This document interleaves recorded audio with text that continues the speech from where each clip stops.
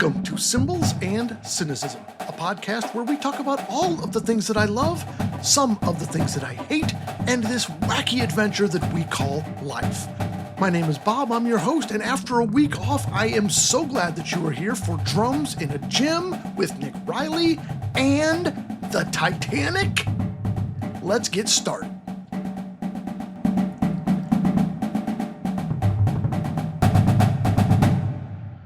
Welcome back to today's program, and after a week off, it is so nice to be back with you today.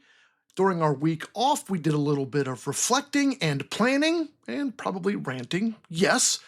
And a couple of fun facts here. Not a week goes by where someone doesn't listen to the trailer mini episode. This sort of blows my mind, because that means somebody every week is a new listener, right? But also that means that was months and months ago that we recorded that. Like, what did that sound like? So I went back and listened. Yikes. I know I say this a lot, but thank you for listening to the show. And if you've listened since that mini episode, thank you ultra super big much. I mean, I knew the sound quality was not great back then, but dang. Kudos to you for sticking with us. Hopefully, we continue to improve and continue to give you the content that you enjoy. Go to a little bit of fan mail. It's been a couple of weeks. Got some messages that came in. First message: anyone, anywhere, in any profession looking for a job should listen to the Bob Fisher interview. Yes, I agree. Great interview. Good stuff. Next fan: I wish there was more Star Wars episodes. The music stuff is cool, but the Star Wars stuff is why I am here. I'm sorry, there is Star Wars stuff coming up. I promise. Third message: I love the music ed stuff. Keep that coming. Star Wars is getting too deep for me, but I do still love it. I just love the music ed stuff more. Can't wait for all of the new episodes. I used to say, as a teacher, when we would get feedback from students, like, is this music too hard? Is it too easy? Which piece do you like? Which piece do you not like? When we were hitting where, like, there were equal sides who thought it was too hard, too easy, etc., we're probably right in the middle in that sweet spot. So if there's some people that think there's too much Star Wars and we have some people that think there's too much music ed, we're probably right in that sweet spot somewhere. There is both coming up. And speaking of what's coming up, in our next run of episodes, call it season 4 if you want, I guess. Let's look at it that way. Coming up, today's episode actually is Drums in a Gym with Nick Riley, talking all about upcoming WGI Indoor Drumline Championships. We'll get more to that in a minute. How about an interview with Rob Deemer of the Institute on Composer Diversity, where we'll discuss underrepresented composers in the band and orchestra world.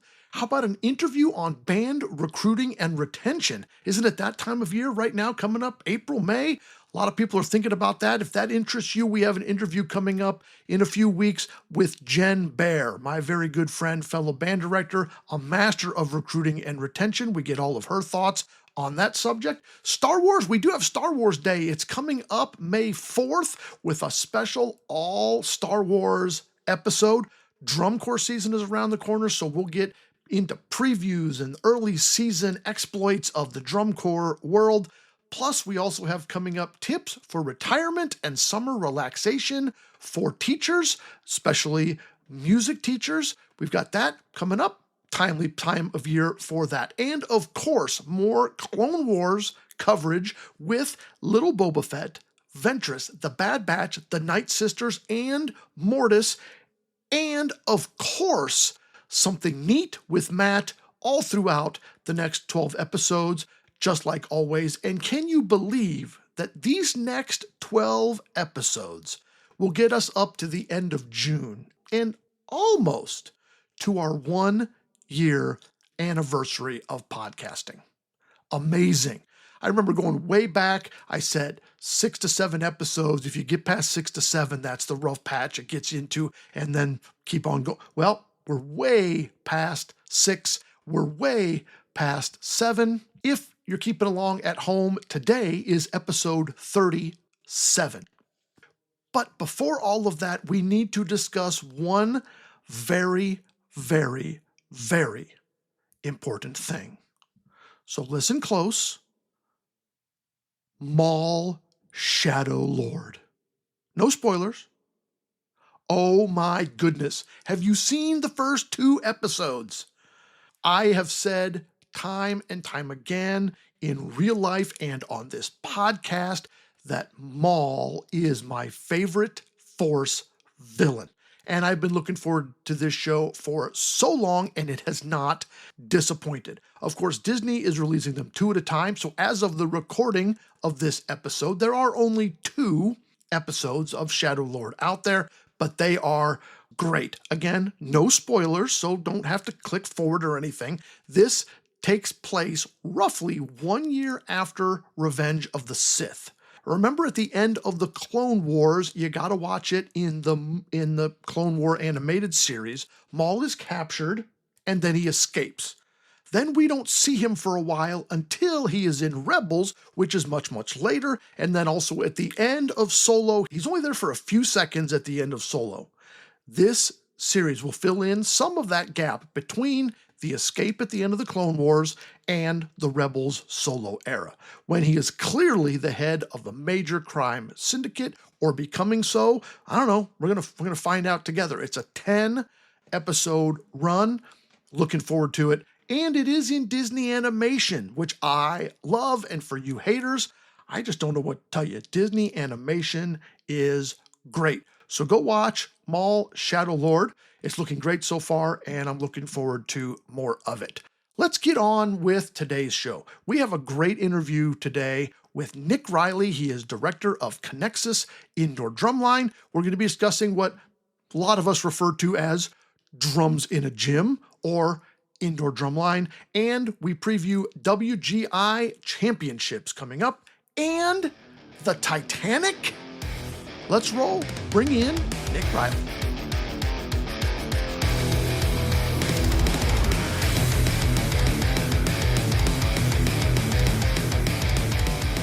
All right, welcome to today's main guest. This is Nick Riley. He has a bachelor's degree in music education from Capital University in Columbus. He was a band director for a little while, went back to school and got his master's in music education at The Ohio State University. He is now a PhD candidate at The Ohio State University. Go Bucks!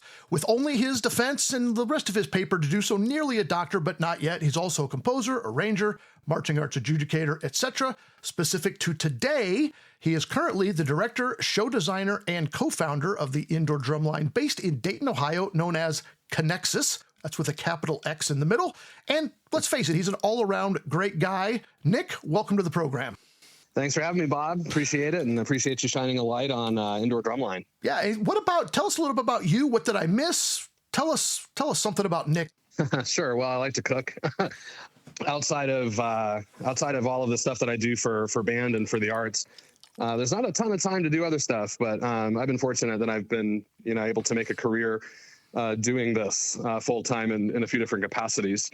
So I kind of go through seasons, so to speak, where I'm writing a bunch of marching band shows, and that's the summer, judging fall marching bands. Then ConneXus kind of permeates all of that. It's used to be maybe a couple month venture that we did, and now it's a full year long kind of process to get the new season going and then actually have the season, and that's the spring. And then that's on top of kind of everything else that might be going on in the teaching world and everything else. So it's a busy schedule, but I like being busy. And I think that's a good quality. The topic of my dissertation is burnout, and I did burn out, but I've not burned out on these things yet. So life is good.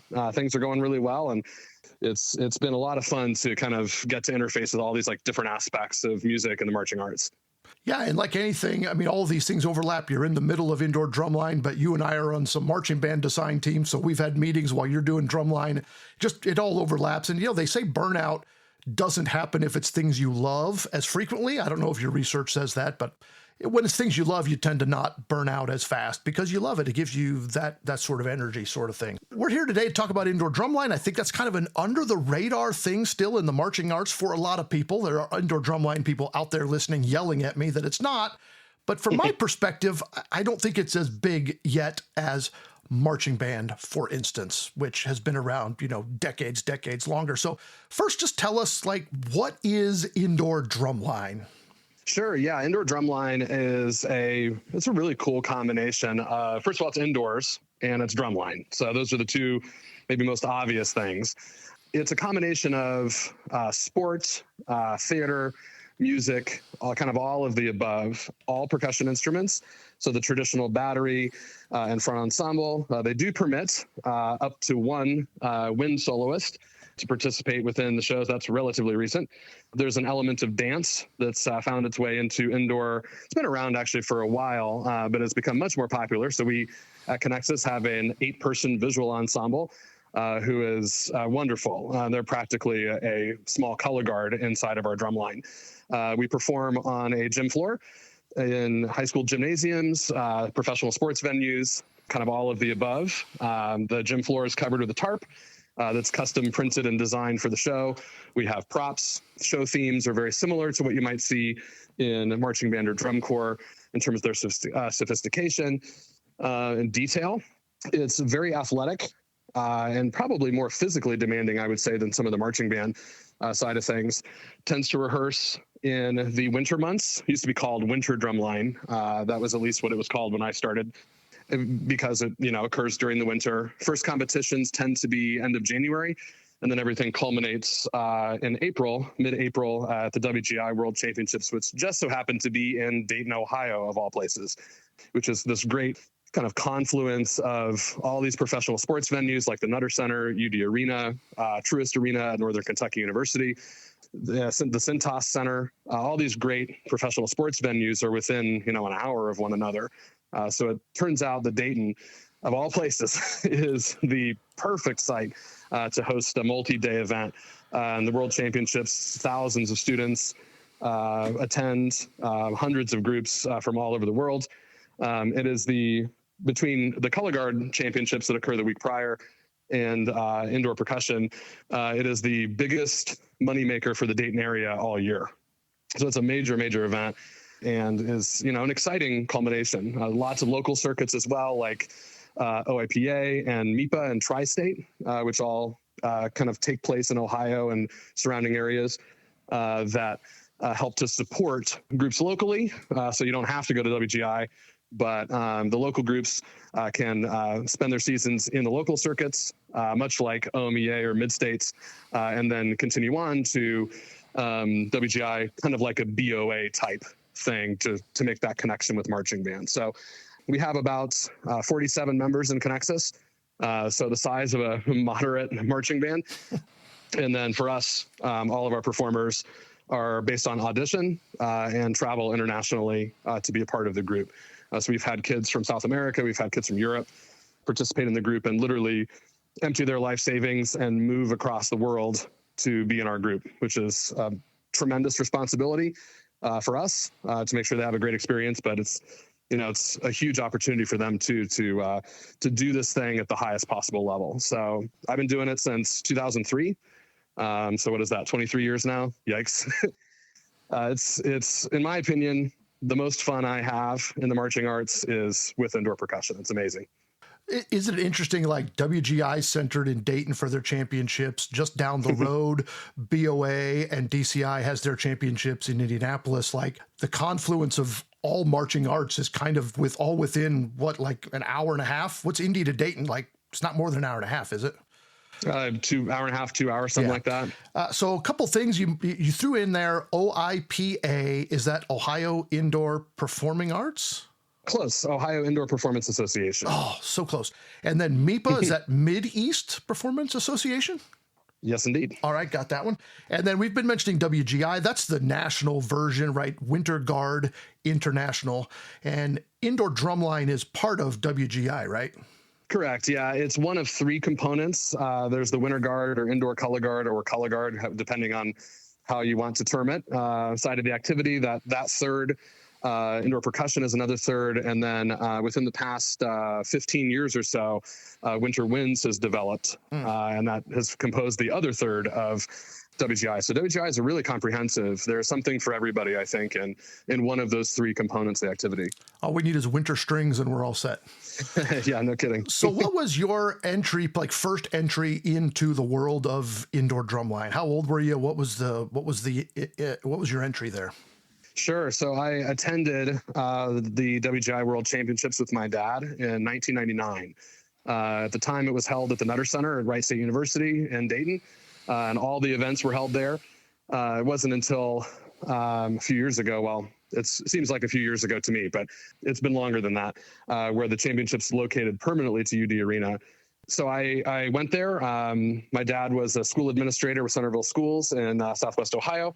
Word on the street was our indoor drumline was really good. It might have been 1998 even, one of those 2 years. So word on the street was the drumline was really, really good. I was a percussionist. I was taking private lessons. My teachers were interested and kind of talked about indoor drumline.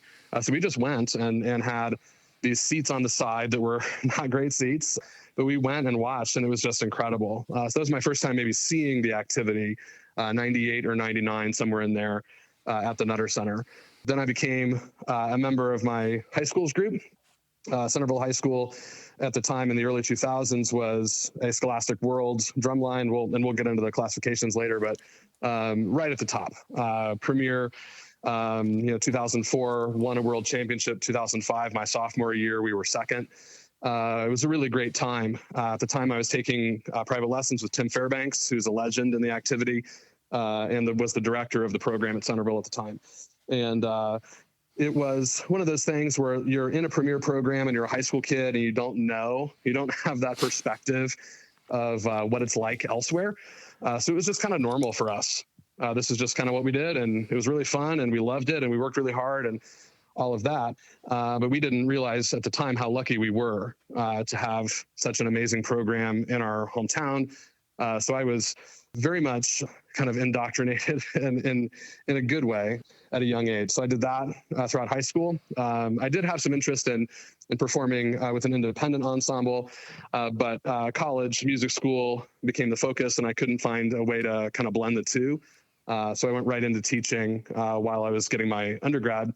And there's lots of programs around Columbus near where I was getting my degree, and found myself on a few staffs there, started designing. And then in 2013, my second year of teaching full-time was when we started ConneXus, an independent group. So since then, it's been either as a performer early on, and then kind of later on down as a teacher and as a designer, and that's still stuff I do. And then now as a ensemble founder and administrator. So I've kind of been on all sides of it at some point in time. I can't figure out which side I like the most. Maybe it's design, but yeah, it's been an interesting journey when you actually like sit down and think back and reflect on it. It's kind of wild. The confluence of luck and resources and all those things just hit at the right time for me. And I was a super interested and eager kid, and just ate it up, just loved it. Well, and it's interesting, you go all the way back to like 98 or 99, whatever it was, the late 90s. Indoor drumline then, there's no straight line to what it is now, right? Like I remember 1990s indoor drumline. I was working with a drumline in the mid 90s. That was new. Like nobody was doing it then. And it was really just your marching band book inside with different drill. I mean, it was what most groups were doing. And now totally different concept of design, right? Like it's whole thing. Yeah. Now it sort of takes on its own life. So what fascinates you about the activity in general? That it's different every year. It really is totally different every year. The creativity, I think, is on a whole nother level. And I would put the creativity that happens in the indoor arts up against anything else in the arts, for that matter. There's constant boundary pushing, whether it's like the things that are being played right now are just astronomical and otherworldly, and things that, didn't even exist in the like musical vocabulary 15, 20 years ago or more. So the level of student is insane. I mean, far better players than I was in high school, and then the same age. So the progression, I think the activity in the indoor side specifically has driven that. The scholastic groups, the kind of feeding the performers with that desire and that urge to go and march an independent group. And then in the independent level, we got to really push the boundary of the activity as far as we can take it. And just this season, there are some, incredibly innovative shows that are occurring within our classification that are inspiring to me as someone who designs within the classification. I see some of the other shows and it's like, wow, that's incredible. That's new. I've never seen that before. And I think each year there's something like that, whether it's a tarp thing, whether it's a uniform thing. Technology has been an incredible influx of technology. There's a whole level of, we could get into it for forever on tech alone, with what we're able to do. I was, back in the day, I was plugging into one power strip, my amp for my synth. And that was the extent of technology in the early 2000s. And now everything's running through computers and MainStage and these huge speaker stacks and mixers. And it's really become a professional operation that would rival a lot of stage productions and things like that. So I think for me, it's just it's the innovation, the designers and the activity, just constantly figuring out what's not been done before and then doing it. And the fact that there's this like endless kind of stream of ideas is really invigorating to me. I think as an audience, and I participated as a staff member for 2 years, so I'm not going to claim to have ever taught indoor drumline, but so I'm an observer. But I think as fascination from an observer standpoint is, and I think this about Winter Guard too, because the venue is smaller, it's more intimate. You feel more energy from the performers. I think if you're feet away, feet away at most. And it's still big enough to give a broad stage, but it's inside and it feels more energetic, I think, than marching band with just, 120-yard stage is just so big that, the indoor drumline, you feel the heat from the kids, from the performers. I think that's cool. So you've mentioned a couple of these words, and I want you to take us through this because this confuses me. I think because it changes a lot within the activity. Can you give us like scholastic, open, independent, world, et cetera, et cetera? Can you take us through the classifications and categories and sort of what it all means? Yeah, sure. So on the percussion side, we have kind of two main categories of ensemble, and that is scholastic or independent. So it's kind of relatively straightforward up to that point, I think. Like scholastic ensembles are going to be affiliated with the school.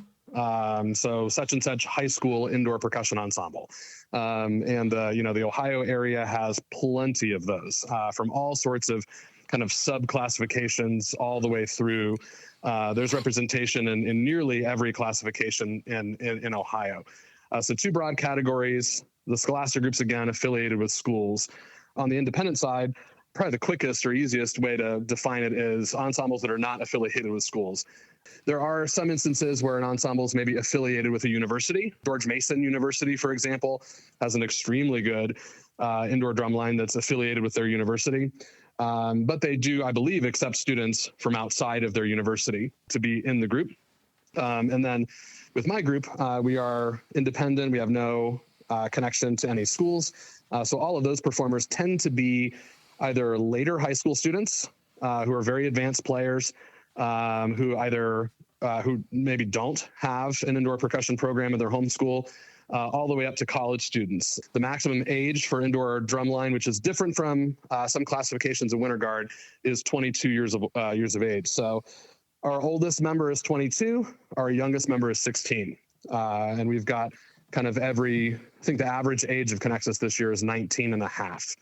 So some perspective, mostly college age students. And that's another kind of main delineator is the high school. The scholastic groups are obviously going to be middle school and high school age students. And then the independent groups might have an occasional high school student in there, but they're primarily college age. So those are the two big categories, scholastic and independent. And then within each of those categories, there are marching and concert ensembles. I don't believe there are concert ensembles on the independent side. So concert ensembles would be stationary, no marching, typically a front ensemble instrumentation. And then the marching ensembles that are present on both the independent and scholastic sides are graded in terms of difficulty level of the material that they play, which is very different from marching band. It's kind of like takes some of the elements of large group and solo and ensemble and kind of blends it in that way. So the beginner classification is regional A, which is like elementary level skills. early skills. A class is right above that, and that is basic skills. Open class is above that with intermediate skills. And then world class, which is the classification that ConneXus is in, is advanced skills. So that's the difficulty of the drill, the difficulty of the music, the combined responsibilities. So it is important for the director to understand the level at which their students perform, design a show that fits that paradigm. And then throughout the season, if groups are misclassified, there are reclassifications that occur. So if a group really should be an open class group, but they started in A, you can start in A, and then a team of judges might reclassify you to the open class, saying that the skills you're demonstrating are actually intermediate and not basic skills. So those paradigms have shifted big time over the years as the groups have gotten more advanced. I'd say the stuff A class groups are doing now is about the stuff I was doing in a Scholastic World group 20 years ago. So that's just, a quick way to demonstrate the difficulty, the change in intensity of the activity over the past 20 years. But yeah, that's basically the long and short of it. It's so two big broad categories, and then within each, A, open, and world. And there are some other circuits will have some other categories in there that maybe serve the local circuit the best, but WGI recognizes A, open, and world as the primary classifications. And do they provide sort of a rubric of what skills are required to be in each of those categories, or is it kind of just more tribal knowledge? I would say it's probably more tribal knowledge. There are some words that are used like basic, intermediate, and advanced. Right. It's up to the director and the staff to really determine what constitutes that, and up to the circuit and the activity in general. So some of it is maybe acquired knowledge through just being around the activity. If someone is starting a group and does not know the activity well, I would encourage them to reach out to somebody who's done it for a while to provide some sort of evaluation of the skills of their group so that they don't accidentally misclassify themselves, go out and get a score that's way different than they probably actually should get if they were in the right class. So classification is a pretty big deal. Once you're in world class, you don't have to worry anymore. And in that, we don't have to, the reins are kind of off, so to speak. Like I found a little, find myself a little constrained when designing for the other classes, just to meet that paradigm, not write music that's too hard, things like that, and find a happy medium between what's successful for that group and what's actually true to the group's skills. And then with world class, like we can kind of do anything. And that freedom has been really nice. Since we've been in world class since 2019, the worry has gone away and only been replaced by other anxieties. But if you didn't write hard enough for ConneXus, judges could reclassify you down. Is that right? I suppose they could. I can't really think of an instance where that might have happened. I think that has to be more initiated by the group. And maybe in concert with each local circuit usually has a reclassification committee that's comprised of judges and ensemble directors within the circuit that help to evaluate. Sometimes it's as easy as just a quick conversation saying, hey, look, like, I know you came out in A class. It's really more of a regional A group.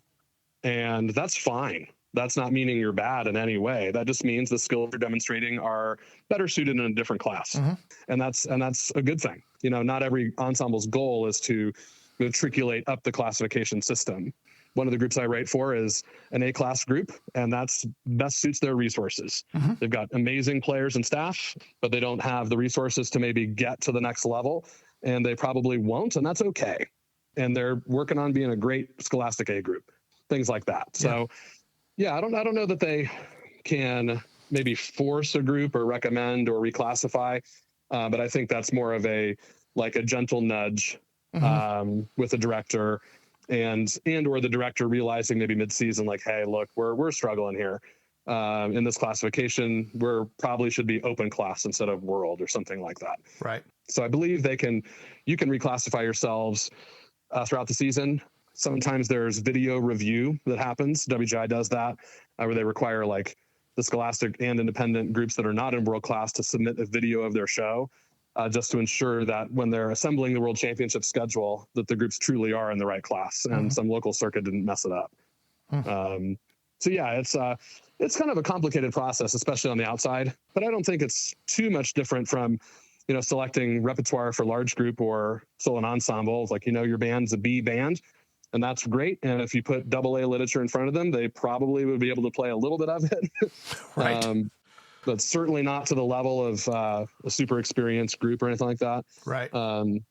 So yeah, I think it's actually quite similar to that. I haven't thought about that before, like right now, but I think there's a few more parallels than one might think there. Well, but at least with OMEA, like concert band wise, there's a list of CB, AA that you have to pick one piece from. So that kind of pigeonholes you. Okay, if that's where we're going to be a B band. So then your other pieces should be similarly difficulty to that. So you wouldn't go class C and play Lincolnshire Posy, or go to Lincolnshire, or go AA and play Nathan Hale Trilogy. I mean, those are just not, they're not the same level of difficulty. So from a high school scholastic category standpoint, these would be associated with one school, one high school or middle school. So what role does having an indoor drumline serve in the overall band curriculum? Well, I think it extends the skills that are developed in the marching band season. And it keeps the kids playing. That's the most important thing. Keeps them playing, keeps them moving. So if they developed a skill set within the marching band system and within that season, they don't lose those skills between November and July or so. So I think it helps to maintain those skills. And that's for some programs. For a lot of programs, the indoor drumline is actually where the real kind of meat and potatoes is. Like the fall might be easy for some of these schools that have very advanced groups. The fall marching band season might be the easy stuff they play. And then the indoor season is where they get to actually kind of do it on their own. I think it's really important in the sense that it allows the percussion section to have its own entity, its own thing that's separate from marching band, that's separate from the concert band program. These are all extracurricular programs, I think in almost all cases. I'm not 100% on that, but I imagine there's somewhere out there's an indoor drumline class that kids are taking, which is very cool. But it would be a component of a band program in a similar way that any other extracurricular ensemble might be. Rehearses probably about as much as the marching band does, competes about as much as the marching band does. So for students who are in the marching band and the indoor percussion group, that's a full school year of marching arts. It'll literally go from the previous summer until mid-April, so nearly a full school year of constant marching arts. So the ability to develop a student by using both of these programs to kind of feed off one another is astronomical. You can kind of do anything with that kind of development. Also an opportunity for kids who are play a wind instrument. They can participate in indoor drumline too. They can be in the visual ensemble. I knew a lot of students when I was in high school who played trumpet in the fall marching band, and they were in the cymbal line in the indoor drum line, or they played marimba, or they had a special skill, like they were a guitarist or a piano player or something, and they got to play their other instrument, their secondary, so to speak, during the indoor season, which was really cool for them to get that experience and opportunity. You can do the same thing in Winter Guard too, and Winter Winds. Winter Winds, that line's maybe a little bit more direct for the wind players, but there are schools out there that have all three of these programs rehearsing simultaneously, which must be challenging from a lot of perspectives. But it's a way to keep kids playing, and it's a new way to explore art in a way that's maybe a little bit more niche, in a way that they're getting very specified feedback on their percussion skills. They get to explore new avenues of performance and try new things. And I think that adds a lot of value to the total program, not just about making kids better at music, but giving them different types of performance opportunities that might satisfy their needs one way or the other. You might have a non-competitive marching band, and perhaps you have a Winter Guard or Winds or indoor drumline that competes. I know of at least one program that does that, that has a non-competitive high school marching band and a competitive Winter Winds group. So they kind of get best of both worlds, so to speak. They've got kind of a Friday night football rile up the crowd band in the fall, and a very competitive Winter Winds program in the winter and spring months. Obviously, can prepare students for drum corps if they're interested in drum corps at all. A lot of the top drum corps will kind of ask, all right, so which independent world group did you march? Or if it certainly looks good on your resume as a player to have scholastic and independent groups on there somewhere when you're applying for and auditioning for drum corps positions.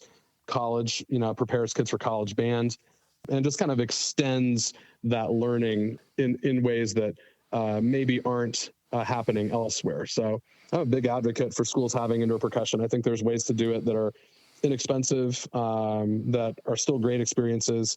And, it gets kids playing music more, which is, I think, the ultimate goal. What are some of the cons? I mean, there are all these pros. That's a great list. There has to be some downside, right? Oh, sure. Yeah. I mean, there's some obvious downsides. This activity costs money. We can't operate without member fees. So there's some sort of component of cost. It can be difficult to manage at the scholastic level and even at the independent level. Just finding a place to rehearse at the independent level is really difficult. At the scholastic level, you're contending with winter and spring sports who are using the gym that you want to rehearse in. I was fortunate when I went to Centerville that they built the band room large enough to fit an indoor percussion floor in it. And that was a purposeful decision. Yeah. So that the winter guards and the indoor percussion groups could rehearse in the band room if they needed to. And at one point in time, we had 4 total indoor groups when I was in high school, 2 winter guards and 2 indoor drum lines. And when I was in the world group, I was teaching the A group as a high school student, informally, of course, but going in and kind of helping out. And that was my first teaching experience, was kind of mentoring younger players and helping them out a little bit. So yeah, so cons, money, space, time is another one. It takes time to do these things and to do them well. And that's rehearsal time. That's weekend rehearsals, weekend competitions. Competitions still take place on Saturdays as they do for marching band, but they also can take place on Sundays, which is quite different than a majority of the marching band season. OMEA state finals would be an exception for those groups who compete on Sunday of those weeks. But that's the only other exception I can really think of. So contests can happen on both days of the weekend. So that can interfere with some family time and things like that. There's physical demands that I would say exceeds a typical marching band. That could be, it's an obvious positive to be physically involved like that, but there's a lot of strain that can take place on the body. We have a physical therapist who's on our staff who specializes in marching arts sports injuries. She's a former member of Indoor Drumlines and Drum Corps, and so she consults with us when we have a member who has a twisted ankle, or we have some sort of other sports-related injury that happens inevitably every season, no matter what. So there's that kind of angle to it. I think that's lesser. That's probably the least concerning part of it.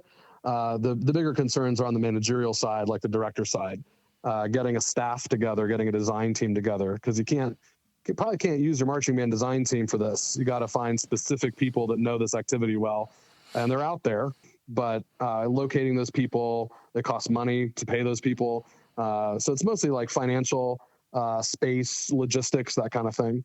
I think the strain on the performer is relatively minimal, other than it can make for long days. But the people who are committed to this tend to be quite resilient against those types of factors. And I studied burnout for my dissertation, and I constantly think about, I think I was burned out a little bit at the end of my marching arts performance time in high school, but I loved it at the same time. Like, I was tired for sure, and I had long days, and I had to do my homework at 11 at night sometimes, and that made for a bit of a strain. But I certainly wouldn't have done anything else, and I don't think it's any more of a strain than a student would experience, being in athletics or being in the spring musical or anything like that. It's just a different type, but I think it's kind of a similar kind of heavy rock to push up a hill, so to speak. And kids are pretty resilient, and the ones that we have in ConneXus, they choose to do this on the weekends, and we rehearse only on the weekends. So their weekends are totally filled from November through April with just drumline. They really can't do anything else, and that's competitions and rehearsal. So it's very intense, but I think the intensity is one of the things that the people who do this activity really love. I love that, and I've sought it out for 23 years. So if something changes, I think it probably would have already for me. Well, I don't know. You're still a young man by some comparisons, present company included. So if I'm a student looking, I don't have a scholastic group in my school. We don't do that. How would I find a world group, or what are some steps I would prepare take to prepare myself to audition for a world group? How does that all work? Sure. Or excuse me, independent group is what I meant. Independent group.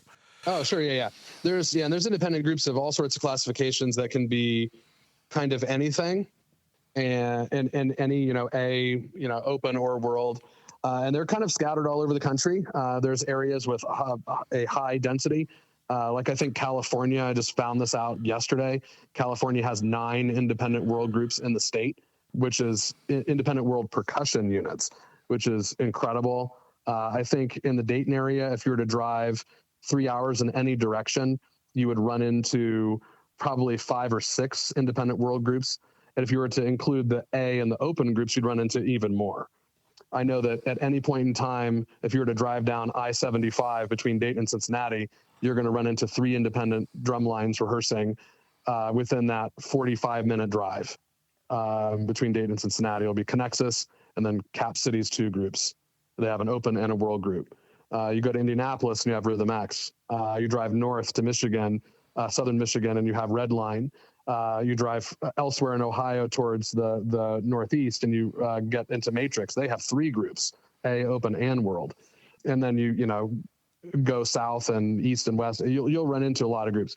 WGI has a resource online where students could look up where groups are and when the auditions are. So when it's time to audition, which is usually in the fall, sometimes as early as mid to late September. Auditions are usually concluded by November for a lot of groups, but some groups still continue on to Thanksgiving. For the percussion side, it's different for guard and winds, but they have an online database that students could access and find that information. I think most people would find that they're closer to an indoor percussion unit than not, especially one that might meet their ability level and might satisfy their needs as performers. Columbus, there's an independent A group, Columbus Saints.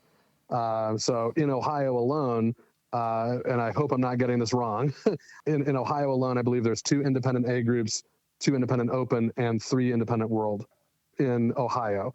And then if you were to extend out to the surrounding states within a reasonable driving distance, you would run into even more.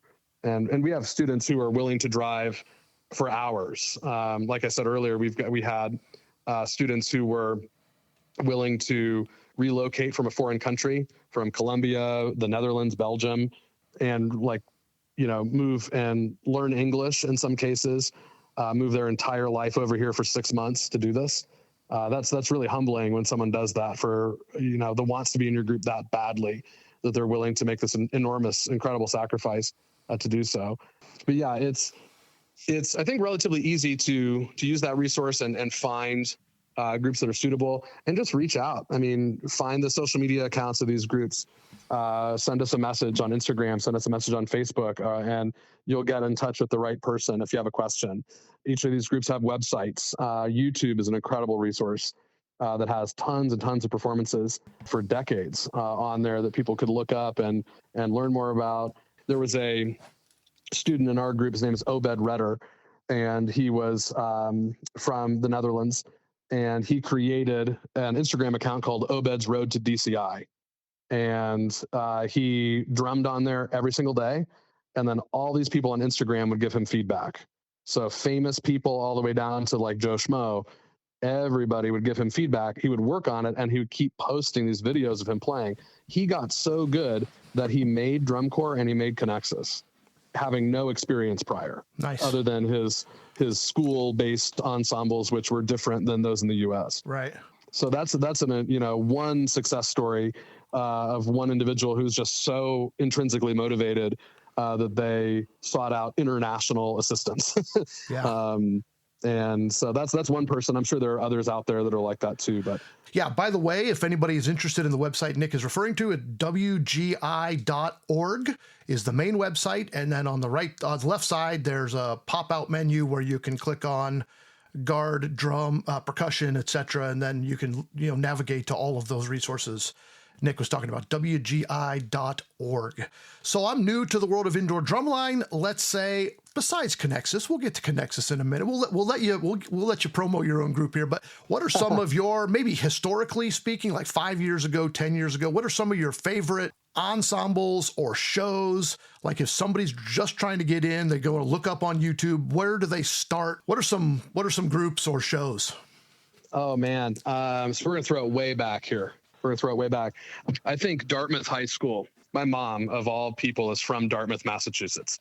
Before they had an indoor program, but Dartmouth, Massachusetts, Dartmouth High School has a 35-year history of producing the most innovative scholastic percussion shows anyone's ever seen. They've been consistently innovative in every era of the activity. There's not a year where one goes by where Dartmouth isn't in the conversation for a medal, or in the conversation of fan favorite, or just like, wow, can you believe they're doing that kind of show. They were one of the first groups to use a visual ensemble and really establish the identity of that group. So I have a ton of respect for Tom and Darcy Ungst. Darcy Ungst is getting inducted into the WGI Hall of Fame this year. So those guys are, idols of mine from forever ago.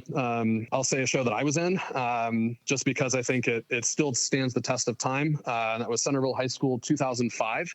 The show was called In Perspective. Competitively successful. We were second in Scholastic World that year. But the show is just a quintessential early 2000s Scholastic World show. Black and white and red costuming. The floor was shaped in a trapezoid and then gridded so that the grid in the front of the floor was larger than the grid in the back. So the step size changed. And that, combined with props along the side and the back, made it look like the performers were smaller in the back and larger in the front. So quite literally in perspective. We used music from Sondheim's Sunday in the Park with George. So musical theater, which was a huge influence in indoor percussion early on, especially. That show was tremendous for me. And I didn't know it when I was in the group, of course. I would say the year before at Centerville, that year too, 2004, That's a Stretch, was very innovative for its time. So plugging some alumni stuff there, but other shows that I would say at the time, Rhythm X was in the Dayton area and would rehearse at my high school after we did. So we would have a 3 to 6 rehearsal on Friday, and then I would stay until midnight watching Rhythm X rehearse in our gym. So I got an education early on. I would say their 2005 show Wired is incredible. Mark Reynolds was the front ensemble arranger for that show. It's incredibly unique. And I got to tell Mark this in person, but I just idolized that show early on. It was so hip and used guitar, and I'm a sucker for guitar. If you've seen ConneXus the past few years, like you'll see that's a prominent instrument in our shows.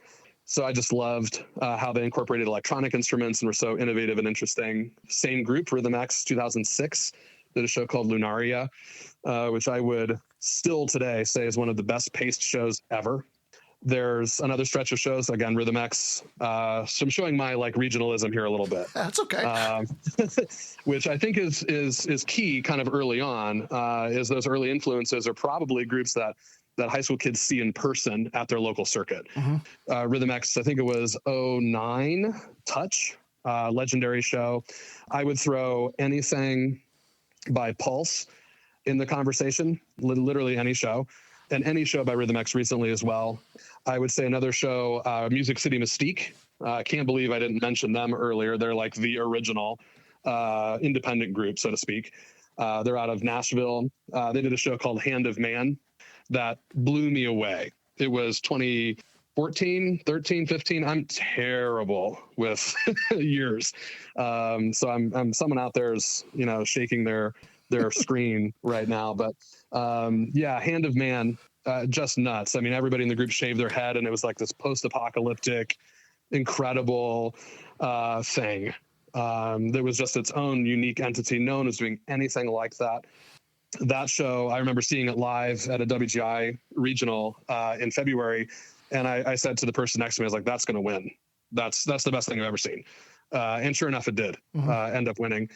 I would throw a couple of current shows. I'll throw a few plugs out there. RCC, Riverside City College. It used to be Community College, I think, but it's now City College.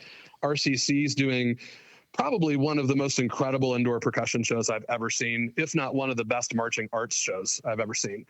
I forget the title offhand. I don't even know that I've even know the title.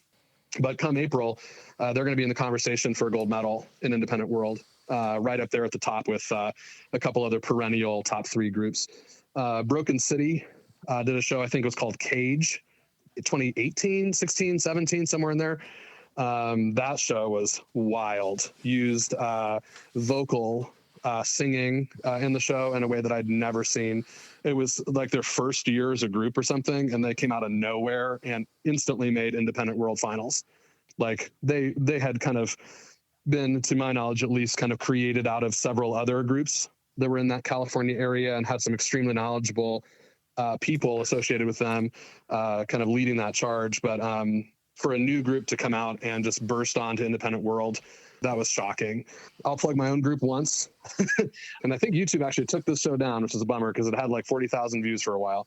But I think in the last like 2 weeks, YouTube took this thing down. But we did a show in 2023 called This Sacred Geometry, and it incorporated that concept of kind of, I don't want to say religion because it wasn't a religious show, but these kind of patterns that are present in nature and science and arts and things like that have like no real explanation, but and in math. And we synced it with the music of Tool, their songs Numa and Lateralis. And Lateralis is a song that is about this concept. So the entire show is used Tool's music. We had to obtain copyright, of course, as one does. And we were going forever and we heard nothing. We were literally about ready to pivot and change the show design in October.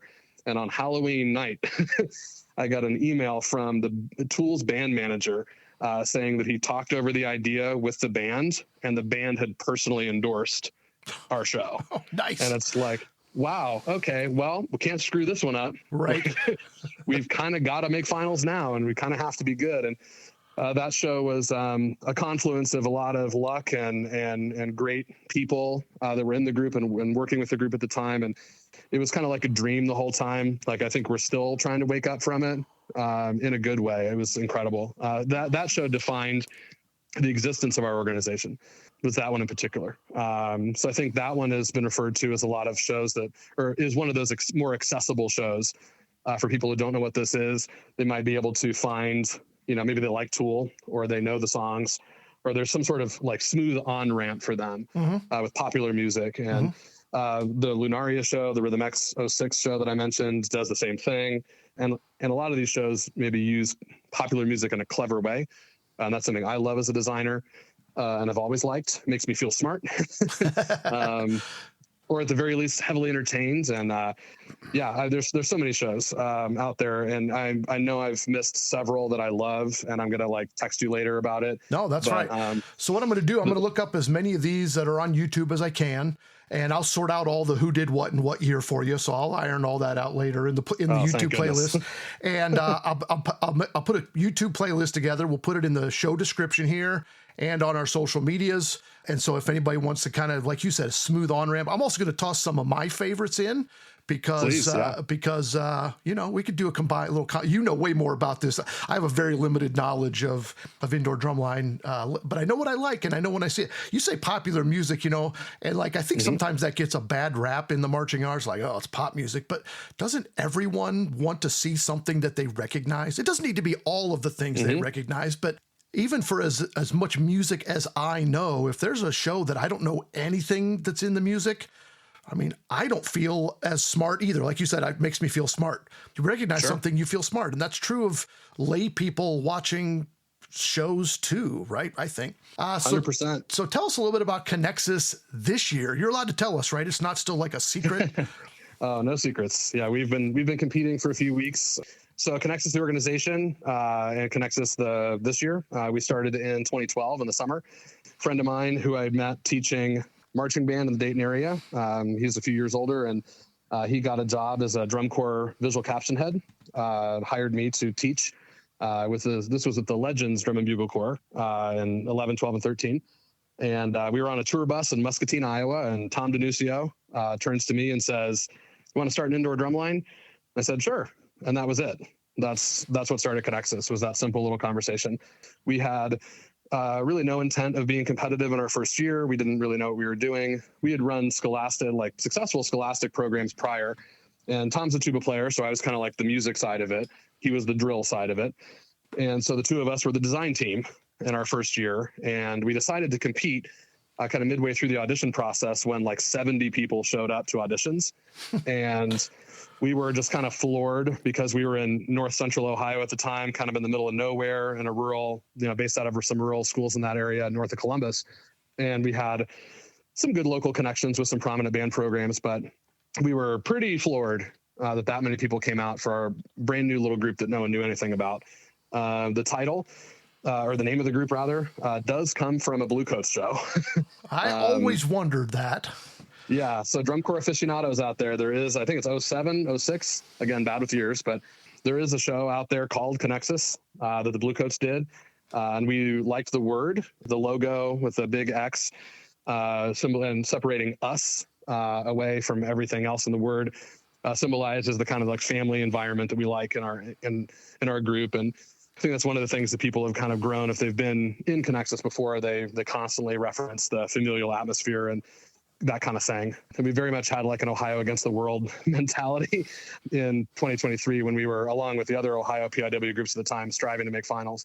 So we started in, our first season was 2013, and then we kind of matriculated. We started in Independent A, and we found our way in Independent Open in our second year. We got reclassified by the judge panel after having a very successful competition where we were several points above our competition. And then they announced on the loudspeaker, like, will the staff of ConneXus meet so-and-so in this room? It's like, oh, there it is. We made Independent Open finals for the first time in 2015 with a show called Tides of Change. That's another show that I would put on that list, again, personal list, but that's an easy to understand show that didn't really use popular music. It was all original material and some inspired stuff. And then stayed in Independent Open for a while, had a lot of success, made World Championship finals 4 times in that classification. We got as high as 4th in 2018. And then at that point, we kind of reached this kind of breaking point. Our talent pool had really grown. The members of the group were hungry for something new. So in the off season, we had this discussion of like, well, do we do Independent Open again and risk losing some of our very talented membership to independent world groups? Or do we just like kind of bite the bullet and do it? So we decided on option B and decided to reclassify ourselves into independent world. We have made semifinals each year since. So 2019 was our first year in independent world. And then we've made independent world finals twice. So 23 and 24. Last year we finished 17th, which is 2 spots out of finals. They take 15 into finals. We were 17th last year. This year's going pretty well. The show is called Threshold. Uses the music of Benjamin Clementine, an artist that I didn't know a whole lot, but turns out is much more popular than I ever could have imagined. And we use these kind of large red door props to both create a wall and to create doors that create barriers around the floor that the performers have to kind of cross. There's the physical, crossing the barrier, crossing the threshold, and then there's the emotional, getting past this adversity that you have or that you're experiencing and doing that type of thing. We play with musical thresholds, like how soft can we play? How loud can we play? How fast? The closer tempo is 252. So it's cooking. And so we play with kind of as many extremes as we can.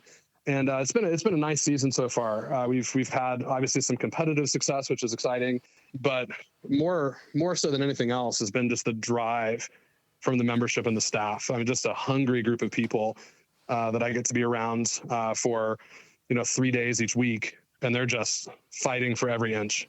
And I love that. That kind of intensity in that environment reminds me of what I used to do in high school as a performer, and to see kids who have grown up watching a group that you started and they idolize it and they've always wanted to march there, and then they finally get to do it. Like, that's so humbling and so cool to have played some role in creating that opportunity for a couple hundred people now. I don't think we have a firm count on the number of different individuals who've been in ConneXus, but it's in the several hundred.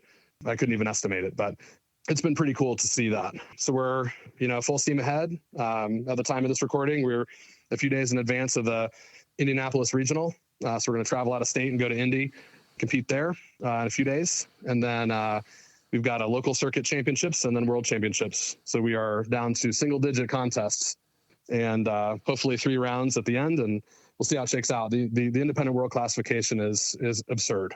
There's like 32 groups attending world championships, and each group is just on fire good.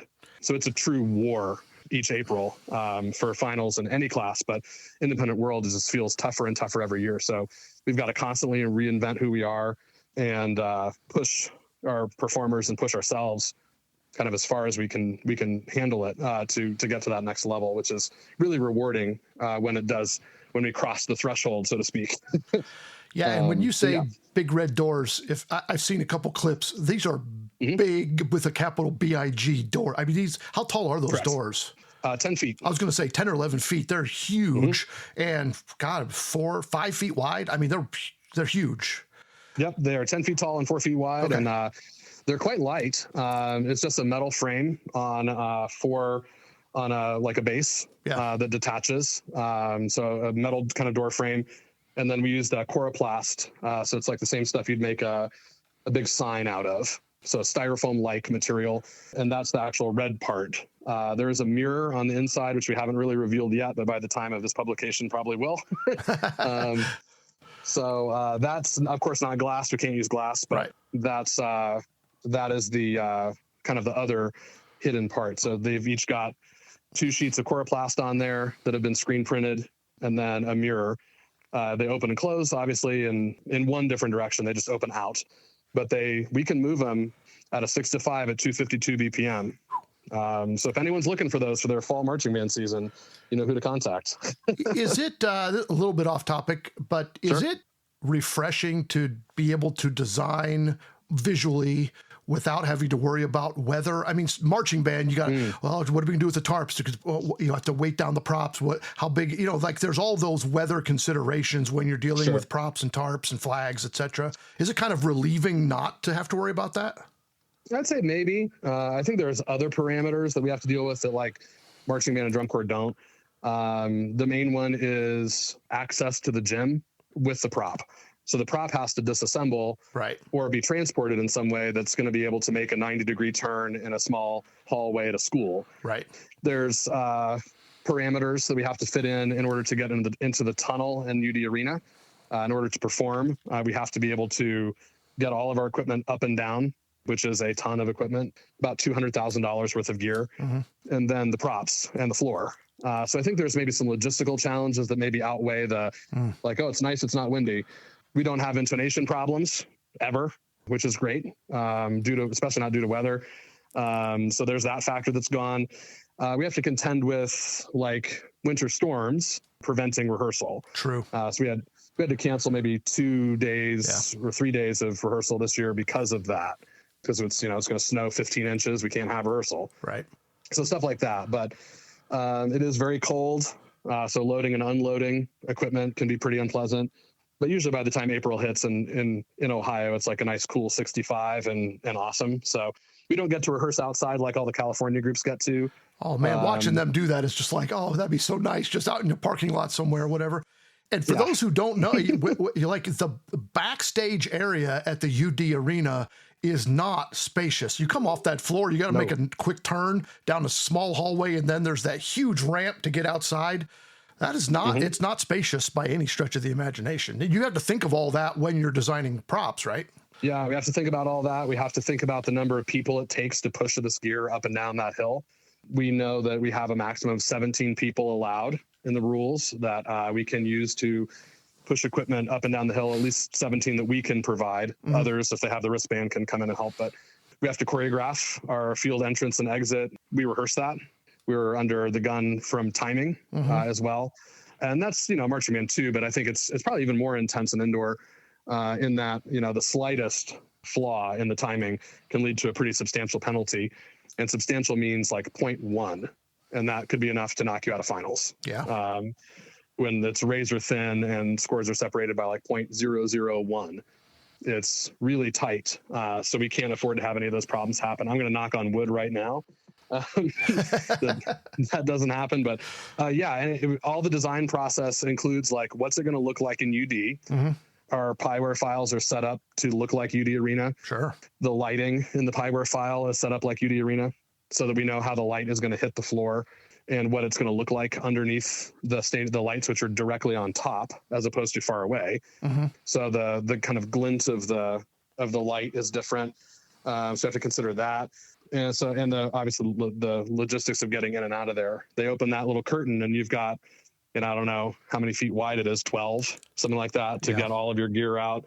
And then that same opening on the opposite side, and then it goes straight into that hill. So when they're pushing off the floor at UD, they're going straight up a hill with a turn in it, and then directly outside. So if it rains or there's a thunderstorm at World Championships, knocking on wood again, that can be the weather that we deal with, because warm-ups are outside and you have to load outside and everything happens outside except for the performance. Yeah. So the performance being covered is nice.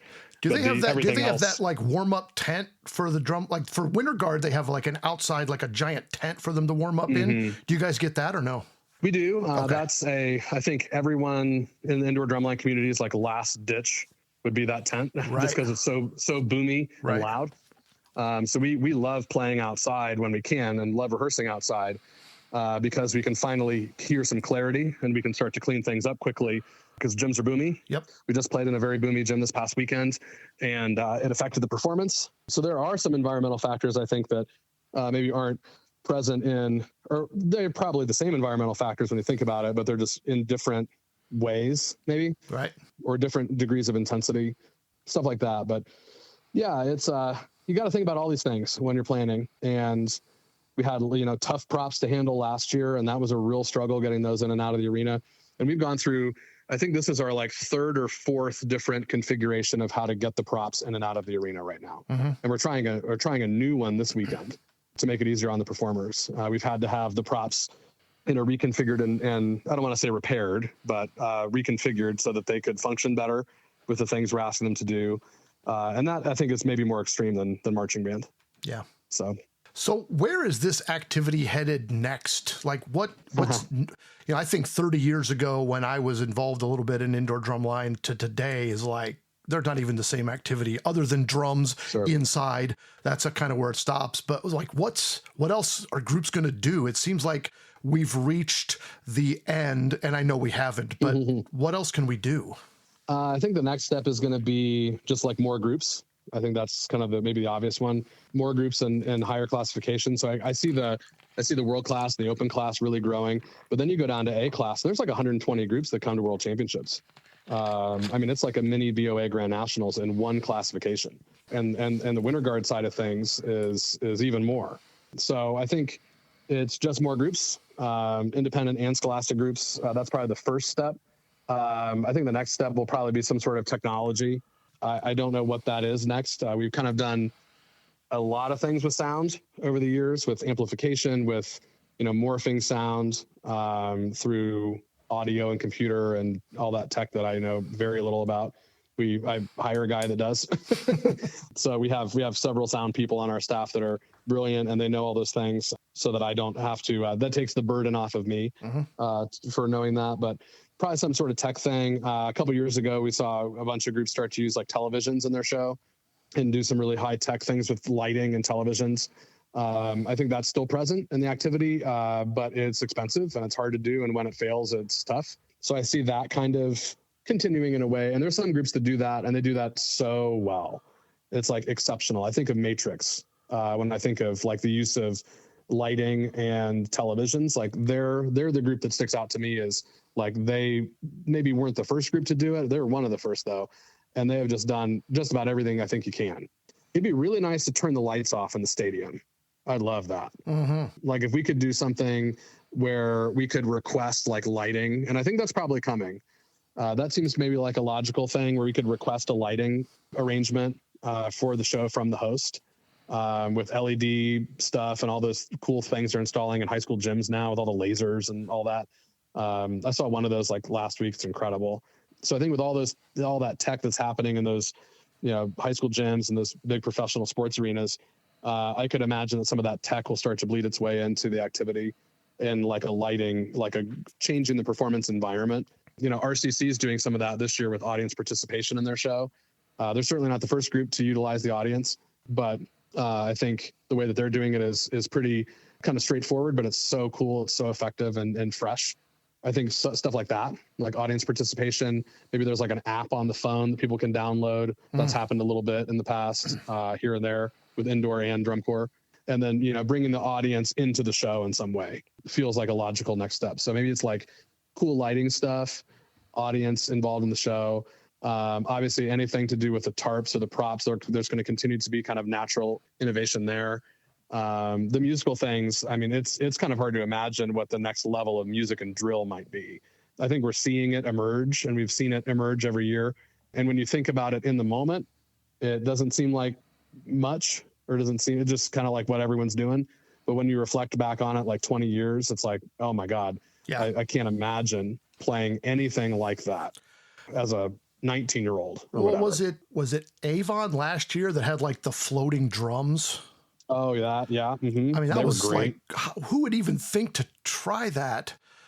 Yeah. Or the drum solos on the boxing bags a couple of years ago when they did that boxing thing show. It's like there's every year you just see something that's like, how does people? I mean, that's the creative element of what these groups are doing. You follow Jeff Huffman around. I love Jeff. He works with us. He's helps us out with one of our instrument sponsors. We use Tama Bergeron equipment, and he's the representative for them. So I've gotten to know Jeff a little bit over the past couple of years, and he was at Center Grove for a while. He's at Avon now, and he was doing wild stuff at Center Grove in the early 2000s, reinventing the activity with the use of electronic drum pads. That was the show I mentioned. In Perspective was second. We were second to Center Grove. That's not a bad place to be. Show. No, they did a great show in 2005 that was totally cutting edge, that used music from the Halo game and used these electronic drum pads. It was just next level at the time. So he's done a lot individually, kind of wherever he's gone. That's one person. I would throw, while I'm thinking of more shows, I'd throw Chino Hills. If you want to see like the highest level of high school ever, it's probably Chino Hills. The things that they do. They're from another planet. They I don't know. Those are not human children. They can't be human children. Yeah, I have no idea how they created kids that are 16, 17, 18 and younger who can play those things that they play. It's otherworldly. And those are the same guys that are involved with Pulse. So John Mason, Ian Grom, huge names in the activity. They do all the stuff with Pulse, and there are various groups out there. They do Chino Hills, Mission Viejo back in the day, another California group that was really good. Pacifica High School sticks out. And I think all those guys are somehow involved in some of I don't know the pedigrees perfectly, but I think a lot of those folks were involved. There was a show from Ayala a number of years ago that was all black. Everything was black. They faced backfield and played most of the show backfield. And it was like, who's doing that? Like, where do we come up with this idea and then have the guts to do it? Right. Yeah. The guts. That's the problem, right? And you have to know you have the kids to pull it off. So you don't just do something wacky and it sucks. Cause like, that's not smart, right? You gotta have the chops in the kids or in the performers to be able to pull something like that off. For sure.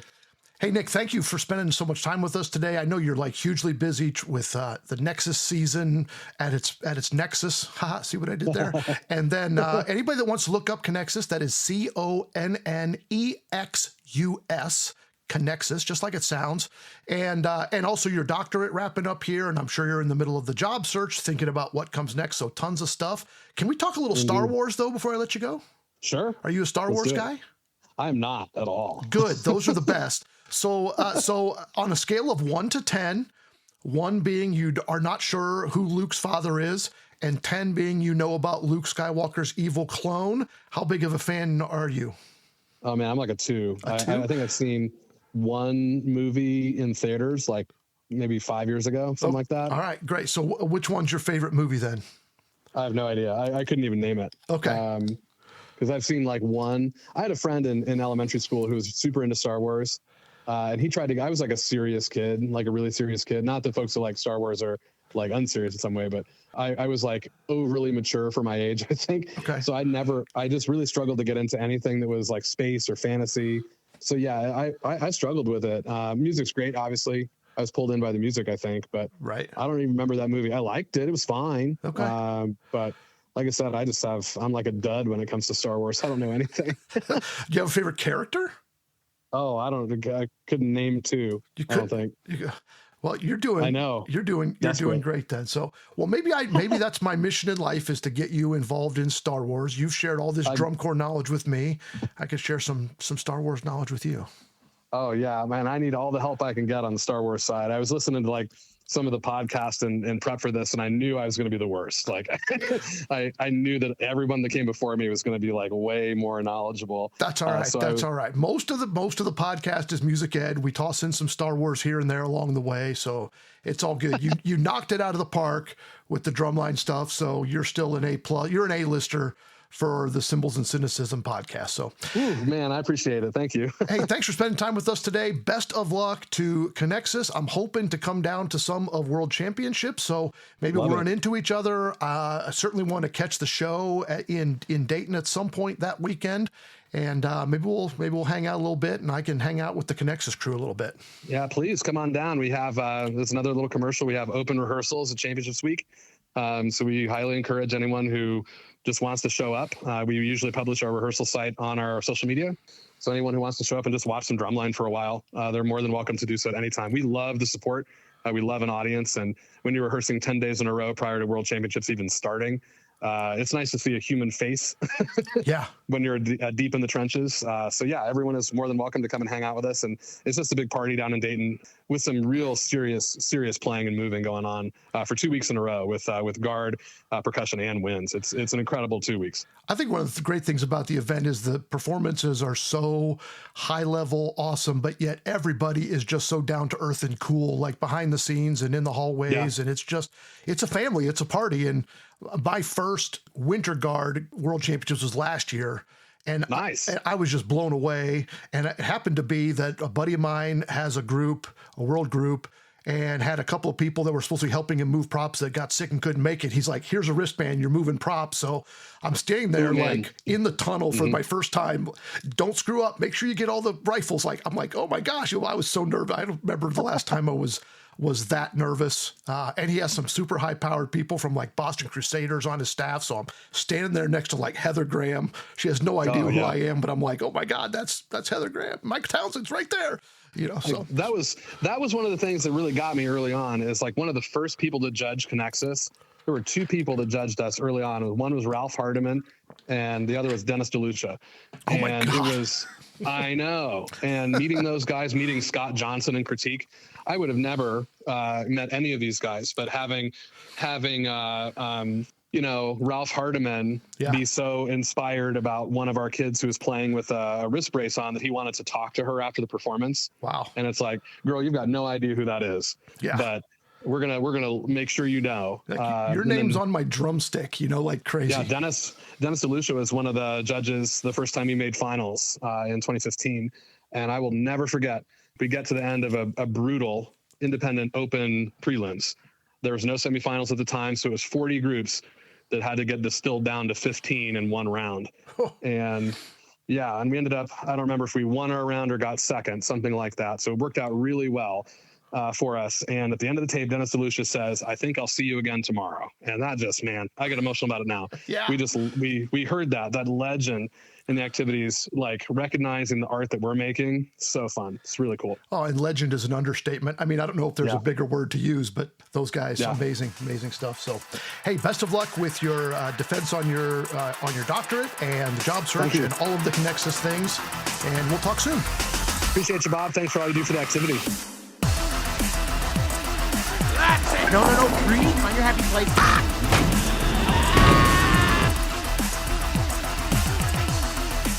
The Titanic. The Titanic tragically sank on April 15th, 1912, after a collision with an iceberg, killing approximately 1,500 people. I am fascinated by the Titanic.